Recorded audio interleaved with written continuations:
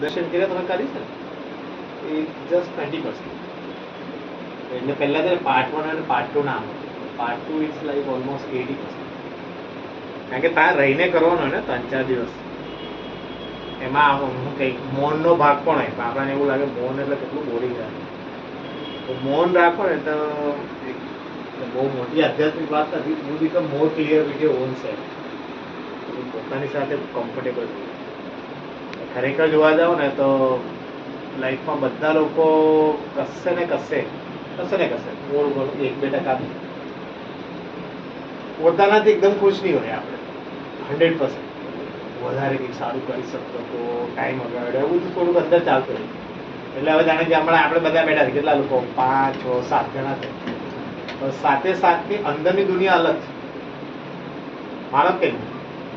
એટલે જે અંદર વિચારો કે ઇમોશન્સ છે એ તમે દેટ ઇઝ વેરી પર્સનલ.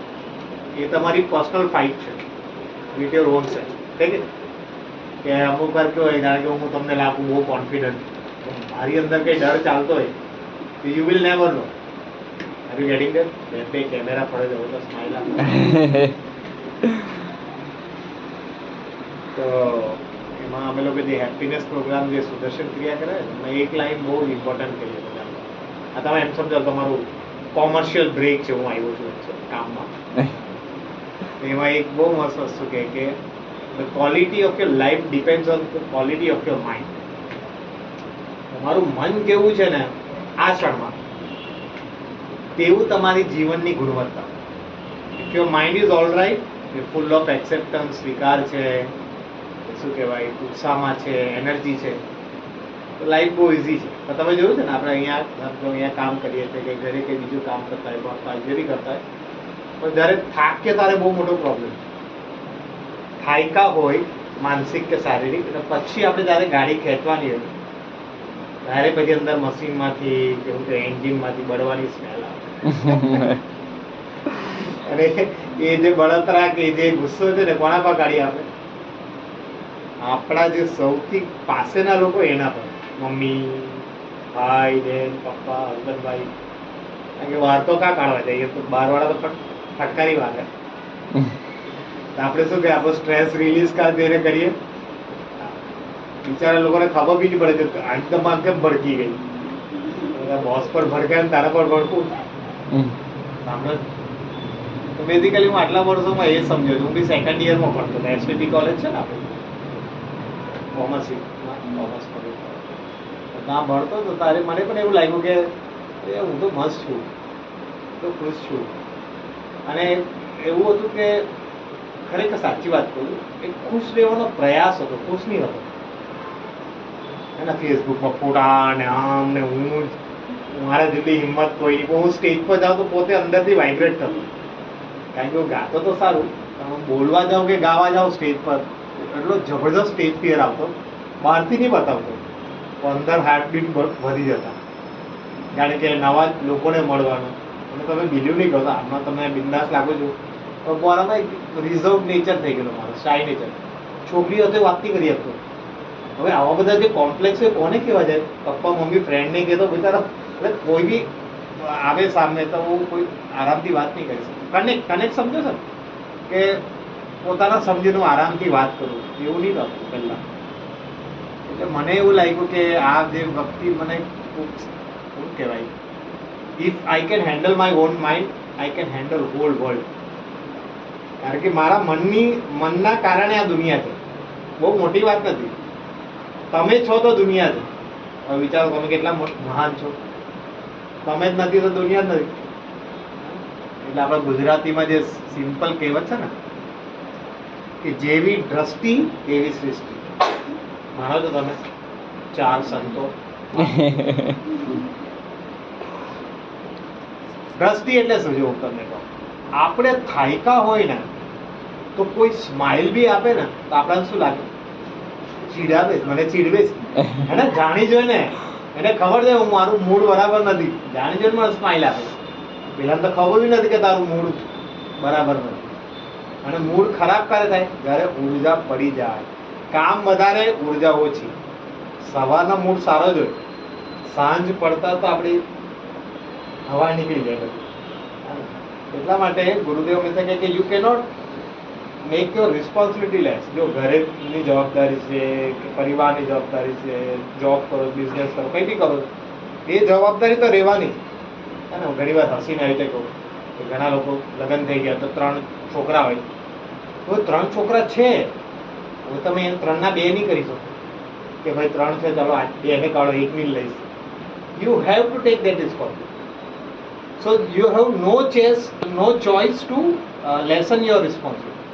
તમે પોતાની જવાબદારી ઓછી કરવાની કોઈ ચોઈસ છે? કંઈ બોલી શકો? પ્રવચન નથી આપતો. હા ના નથી ને. પણ તમારી પાસે ઉર્જા વધારવાની ચોઈસ છે. એટલે લો બહુ સિમ્પલ છે. More energy, less responsibility, then you are happy. But you have got lots of responsibility but you have less energy. તારે તણાવ ચાલુ થાય, તારે આપણી ગાડી કેમ તેમ ખેંચતા હોય. તમે જ જોઈ લો, સવારના અહીંયા આવો છો તો તમારો 9 થી 1 નો ટાઈમ અને 2 થી 5 નો ટાઈમ. 2, 5 માં તો બધું ઝાંખું દેખાવા માંડે છે.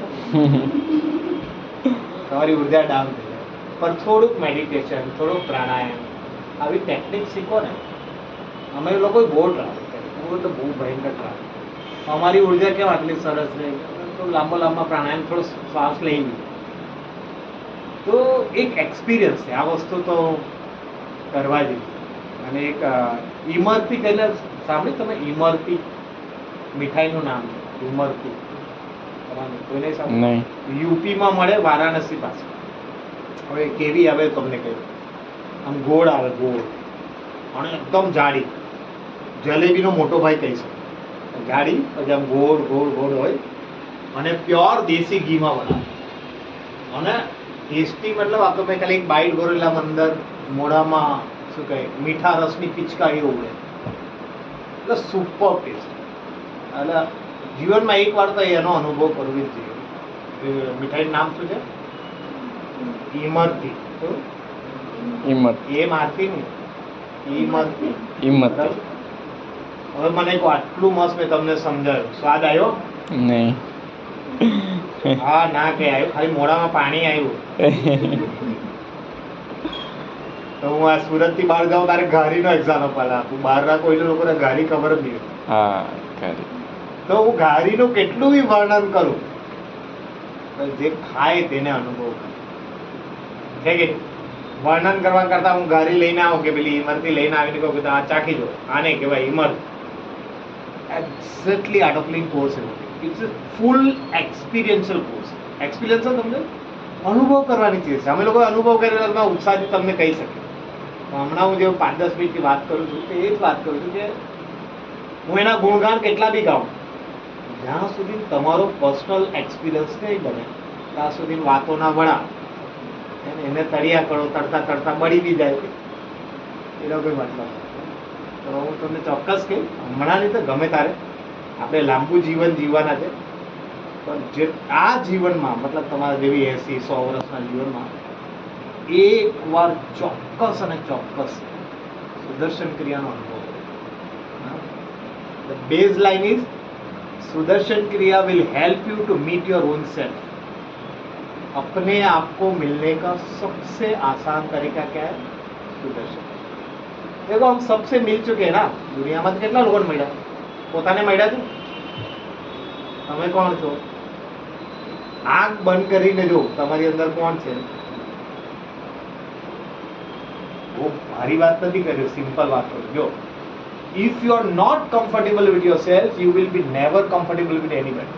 તમે જો અંદરથી અનકમ્ફર્ટેબલ હો ને તો લોકોને તમારી સાથે વાત કરવામાં બહુ કમ્ફર્ટેબલ લાગે. તો if you are happy with your own self, then you can connect with any unknown people also. Easy થઈ જાય આપણા માટે. એ ક્યારે થાય? જ્યારે થોડું પોતાની સાથે સમય વિતાવવો પડે. કંઈ નહીં, અમે લોકો શું કરીએ, અડધો કલાક થોડું પ્રાણાયામ સુદર્શન ક્રિયા કરીએ, ધ્યાન કરીએ, આખો દિવસ સારો જાય. પછી એડવાન્સ કોર્સ કરી આવીએ 3-4 મહિનાને એકવાર. આપણે આપીએ ને ગાડી સર્વિસિંગમાં, બાઇક કે બધું આપવું પડે ને, ઓઇલ બદલે, બધું બદલે, ગ્રીસિંગ બધું કરીને આપે, પછી સ્મૂથ ચાલે. આપણે તો ગાડી ખેંચ્યા જ કરીએ જ્યાં સુધી આઈસીયુમાં નહીં જાય. છે કે નહીં? પછી બધા આવીને કે get well soon, I see you but I can not do anything. એટલા માટે ચોક્કસ કરજો. તમારે કોણ તમે તો કર્યો છે, તમે રિપીટ કરજો. તમે કાલે જવાના, તમારું એકદમ સંકલ્પ લઈ લીધો કે દુનિયા હું આમથી તેમ તે પણ આ તો નહીં જ કરીશ, એવું એકદમ કટ્ટર નિર્ણય લીધો. એટલે સૌથી બેસ્ટ વસ્તુ કેવાનું આર્ટ ઓફ લિવિંગમાં મને શું સારું લાગ્યું, જાનું સેકન્ડ યરમાં ગયો તો આપણે બિંદાસ હતા, volleyball, cricket, jeans T shirt વગાડતા કંઈ કરતા નહીં, મસ્તી ધમાલ કરતા. તો મારા દોસ્તાએ કીધું આર્ટ ઓફ લિવિંગમાં મેં એને જોક માર્યા, મેં તો તને દુઃખી દેખાવ કે તું મને ખુશ કરવાનો, હું તો મસ્ત છું. પણ કર્યા પછી મને ખબર પડી કે મને પોતાના વિશે કશું નથી. દુનિયામાં બધું જ ખબર છે, મારી અંદર શું ખીચડી પાકે છે ને, મારું મન કા ભાગે ખબર જ નથી. ચાલો હું તમને પૂછું, તમે બી નથી કર્યો ને કોર્સ, તમારું મન કા ભાગે મને કહો. એનું મન તો બહુ એટલે બહુ આમ ગુસ્સે બહુ થઈ જાય એ તો. ભાગે કા એ તમને ખબર? અરે આમ જ વાતચીત કરું છું, કા ભાગે ખબર નહીં. આવું જ હતું મારી બી હાલત. કોર્સ કર્યો ત્યારે ખબર પડી ભૂતકાળ અને ભવિષ્યમાં ભાગે. તમને ખબર પડી હવે તમારું મન ખાલી બે જ જગ્યાએ ભાગે. હા, ભૂતકાળ અને જે થઈ ગયું એના માટે વિચાર્યા કરો કે જે થવાનું તેનું વિચાર્યા કરો, હે ને? છે કે નહીં? હું દાદી બનીશ તો મારા શું થશે, પોતાના હજુ લગ્ન નહીં કે દાદી બુદ્ધિનું વિચાર કર્યું. સાંભળો, આપણું મન એટલું બધું ભાગે. અચ્છા, આને વર્તમાનમાં કા ભાગે જાણું છે? એ બી સાંભળાય છે. હમણાં મારી સામે બેઠા છે ને, વર્તમાનમાં કા ભાગતા લોકો શું વિચારે મારા વિશે, હે કે નહીં? હું તમારી સાથે એકદમ કમ્ફર્ટેબલી વાત કરું, તમને હું કઈ પૂછું તો આમ ગળામાં તું કરતી તમારે કઈ બોલીશ તો આ લોકો શું વિચારશે? તો આ બધી જે અંદરની જે કોમ્પ્લેક્સ છે ને, હું તમને youngsters are full of complex, believe it or not. Superiority complex, inferiority complex, lots of things are happening. આવું આ સોશિયલ મીડિયા તમે જોઈ લો, આખા માનો કે મારી બેનપણી સ્વિટરલેન્ડ પહોંચી ગઈ, હજુ બાકી રહી ગઈ. કેટલા 17 જાતની ઈચ્છાઓ અને મહત્વાકાંક્ષાના ઘોડા ઉપર ચડી ગયા આપણને ખબર નથી. તો you have to handle yourself. બહુ જરૂરી, બહુ જરૂરી.